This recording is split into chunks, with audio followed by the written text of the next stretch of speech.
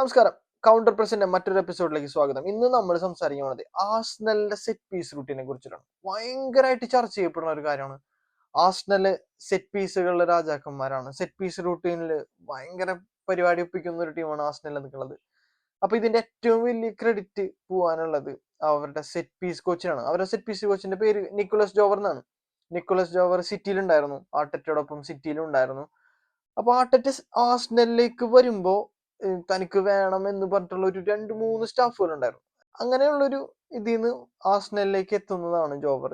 ജോവറിന്റെ കിടിലനായിട്ടുള്ള വർക്കുകൾ അല്ലെങ്കിൽ അദ്ദേഹത്തിന്റെ ഒരു മാസ്റ്റർ പീസ് കൊണ്ട് ആഴ്സണൽ ഇപ്പോ യൂറോപ്പിലെ തന്നെ ഏറ്റവും ബെസ്റ്റ് ആയിട്ട് സെറ്റ് പീസുകളെ ഹാൻഡിൽ ചെയ്യുന്ന ഒരു ടീമായിട്ട് ആഴ്സണൽ മാറിയിട്ടുണ്ട്. അപ്പൊ ഇതൊരു പാറ്റേൺ ആണ്. കാരണം ഇതൊരു പാറ്റേൺ ആണെന്ന് പറയുമ്പോൾ സിറ്റിക്കെതിരെയുള്ള ഗെയിമിൽ അവരങ്ങനെ സ്കോർ ചെയ്തു. ഇപ്പൊ ഈ കഴിഞ്ഞ വീക്കിൽ സ്പോർട്ടിംഗ് ലിസ്ബൺ ആയിട്ട് ആഴ്സണൽ 5-1 ജയിച്ച മാച്ചിൽ അവര് വീണ്ടും സെയിം പാറ്റേണിൽ തന്നെ സ്കോർ ചെയ്തു. അപ്പൊ ഒട്ടുമിക്ക ടീമുകൾക്ക് അറിയാം അത് എന്താണ് സംഭവിക്കണതെന്നൊക്കെ അറിയാം. പക്ഷെ ഇതിനെ ഡീൽ ചെയ്യാനായിട്ട് കംപ്ലീറ്റ്ലി അങ്ങനെ കഴിഞ്ഞിട്ടില്ല. അത് എത്ര കാലം ഇങ്ങനെ പോകും എന്നുള്ളത് നമുക്കറിയില്ല. പക്ഷെ ഈ ഒരു പാറ്റേൺ വളരെ ഇൻട്രസ്റ്റിംഗ് ആയിട്ടുള്ളത് കൊണ്ടും ഇതിൽ ഒരുപാട് ടെക്നിക്കൽ ആയിട്ടുള്ള ഒരുപാട് കാര്യങ്ങളൊക്കെ ഉള്ളത് കൊണ്ടും ഇതിനെക്കുറിച്ച് ഒരു വീഡിയോ ചെയ്യണമെന്ന് എനിക്ക് തോന്നി. സോ ഇതിന്റെ ഒരു സെറ്റപ്പിലേക്ക് വരുമ്പോൾ പല ടീമുകളും പല രീതിക്കായിരിക്കും ഒരു കോർണർ ഡീൽ ചെയ്യാം. പൊതുവെ 3 രീതികളാണ് ഉള്ളത്. ഒന്നില്ലെങ്കിൽ നിങ്ങൾ കംപ്ലീറ്റ്ലി മാൻ മാർക്ക് ചെയ്യാം, ഒന്നില്ലെങ്കിൽ നിങ്ങൾക്ക് കംപ്ലീറ്റ്ലി സോണൽ ആയിട്ട് മാർക്ക് ചെയ്യാം, അല്ലെങ്കിൽ നിങ്ങൾക്ക് കമ്പൈൻഡ് ആയിട്ട് ചെയ്യാം. ഒട്ടുമിക്ക ടീമുകളും കമ്പൈൻഡ് ആയിട്ടായിരിക്കും ചെയ്യുക. അതായത് ഇത്ര പ്ലേയേഴ്സ് സോണലായിട്ട് മാർക്ക് ചെയ്യും, ഇത്ര പ്ലേയേഴ്സ് മാൻ മാർക്ക് ചെയ്യും, റെസ്റ്റിൽ വരുന്ന ബാക്കി പ്ലേയേഴ്സ് മാൻ മാർക്ക് ചെയ്യും. ആഴ്സണലിനെ സംബന്ധിച്ചിട്ട് അവര് ഓവർലോഡ് ചെയ്തിരിക്കുന്നത് ഫാർ പോസ്റ്റിലാണ്. ഫാർ പോസ്റ്റിൽ നിങ്ങൾക്ക് കാണാം 5 പ്ലേയേഴ്സ് ഇവിടെ ഫാർ പോസ്റ്റ് ഉണ്ട് ആഴ്സണലിന്റെ. പിന്നെ ഒരു പ്ലെയർ ഉള്ളത് പെനൽറ്റി സ്പോട്ടിന്റെ അവിടെയാണ്. അതാണ് അവരുടെ ടാർഗറ്റ് മാൻ. അത് മാത്രമല്ല അവരുടെ ടാർഗറ്റ് മാൻ, പക്ഷെ മോസ്റ്റ്ലി അതാണ് അവരുടെ ടാർഗറ്റ് മാൻ. ഇത് ഒന്നില്ലെങ്കിൽ ഏതെങ്കിലും ഒരു സെന്റർ ബാക്ക് ആയിരിക്കും. ഇപ്പോ 2 ഇൻസ്റ്റൻസിലും ഗബ്രിയേൽ ആണ് ഉള്ളത്.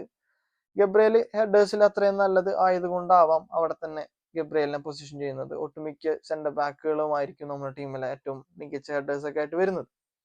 എപ്പോഴായിക്കൊള്ളുന്നില്ല. എന്നാലും ആഴ്സണലിനെ സംബന്ധിച്ച് ഗബ്രിയേൽ വിശ്വസ്തനാണ്. ഗബ്രിയേലിന് കഴിവുണ്ട്, തെളിയിച്ചിട്ടുമുണ്ട്. സോ ഗബ്രിയേൽ ആ സ്പോട്ട് ഓക്യുപ്പൈ ചെയ്യാണ്. ഗബ്രിയേലിനെ മാൻ മാർക്ക് ചെയ്യുന്നുണ്ട്.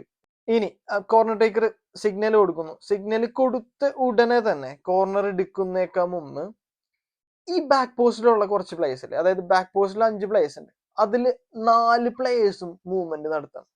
ഇതെന്തിനാണെന്ന് വെച്ച് കഴിഞ്ഞാൽ ഇത് ഒന്ന് ഗോൾ കീപ്പറെ ബ്ലോക്ക് ചെയ്യാൻ വേണ്ടിയിട്ട് ഒരു പ്ലെയർ പോകും, ബാക്കി പ്ലേയേഴ്സ് അവിടെയുള്ള പ്ലേയേഴ്സിനെ ബ്ലോക്ക് ചെയ്യണം. ആ ബ്ലോക്ക് ചെയ്യുമ്പോൾ ഈ മിഡ് പോസ്റ്റ് ഏരിയയുടെയും ബാക്ക് പോസ്റ്റ് ഏരിയയുടെയും ഇടയിലായിട്ടൊരു ഗ്യാപ്പ് വരികയാണ്. ഇത് ഇന്റൻഷനൽ ആണ്.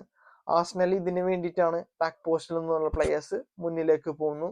സ്പോർട്ടിംഗ് ലിസ്ബന്റെ ആ വീഡിയോയിലൊക്കെ കണ്ട കറക്റ്റ് അറിയാം, ബ്ലോക്ക് ചെയ്തിട്ടാണ് നിൽക്കുന്നത്. കാരണം ആ ബോളിനെ ഡീൽ ചെയ്യാതിരിക്കാൻ വേണ്ടിയിട്ട്.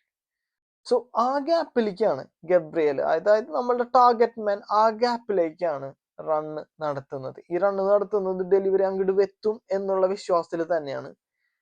സോ ആ ഗ്യാപ്പിലേക്ക് വരുന്നു, ഹെഡ് റിപ്ലേസ് ചെയ്യുന്നു, ബാക്കി പ്ലേസ് സ്പേസ് ഉണ്ടാക്കി കൊടുത്തിട്ടുണ്ട്, പക്കായിട്ട് പറന്ന് ഹെഡർ വിൻ ചെയ്തിട്ട് ഗോളാക്കുന്നു. ഇനി ഇത് ഇവർക്ക് വേണമെങ്കിൽ ഒന്ന് ട്വിക്ക് ചെയ്യാം. ഇതിന്റെ പല വേർഷൻസ് ഉണ്ട്. ചിലപ്പോൾ ഒരു പ്ലെയർക്ക് വേണമെങ്കിൽ ഫ്രണ്ട് പോസ്റ്റിലേക്ക് റൺ ചെയ്തിട്ട് ഫസ്റ്റ് കോണ്ടാക്ട് എടുത്തിട്ട് ഫ്ലിക്ക് ചെയ്യാം, ഹെഡർ തന്നെ. ഹെഡർ ഫ്ലിക്ക് ചെയ്തിട്ട് ബാക്ക് പോസ്റ്റിലേക്ക് ഫ്ലിക്ക് ചെയ്യാം. ഇനി രണ്ടാമത്തെ വാരിയേഷൻ ഇവർക്ക് ബാക്ക് പോസ്റ്റിലേക്ക് നിൽക്കുന്ന ഒരു പ്ലെയർ ഇല്ലേ, ഇപ്പൊ ഏറ്റവും ഫെർദർ ആയിട്ട് നിൽക്കുന്ന ഒരു പ്ലെയർ, ആ പ്ലെയർക്ക് ഡെലിവറി കൊടുക്കാം. ആ പ്ലെയർക്ക് ഡെലിവറി കൊടുത്തിട്ട് വേണമെങ്കിൽ അതൊരു ഗോളാക്കാം.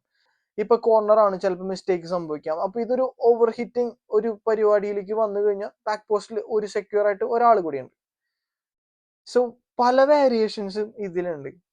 ആഴ്സണലിനെ സംബന്ധിച്ചിട്ട് അവർ പ്രാക്ടീസ് ചെയ്തിട്ട് വളരെയധികം മിനുക്കി എടുത്തിട്ടുള്ള ഒരു പരിപാടിയാണ്. ഇടയ്ക്കിടയ്ക്ക് വിജയം കണ്ടുകൊണ്ടിരിക്കുന്ന സെറ്റ് പീസാണ്. സോ ഇനി നിങ്ങൾ ആഴ്സണലിന്റെ ഒരു സെറ്റ് പീസ് കാണുന്നുണ്ടെങ്കിൽ ഇതിൽ വരുന്ന പാറ്റേൺസ് ഒക്കെ ഒന്ന് റെക്കഗ്നൈസ് ചെയ്യാൻ നോക്കുക, ഒന്ന് ശ്രദ്ധിക്കാൻ നോക്കുക. വളരെ ഇൻട്രസ്റ്റിംഗ് ആയിരിക്കും.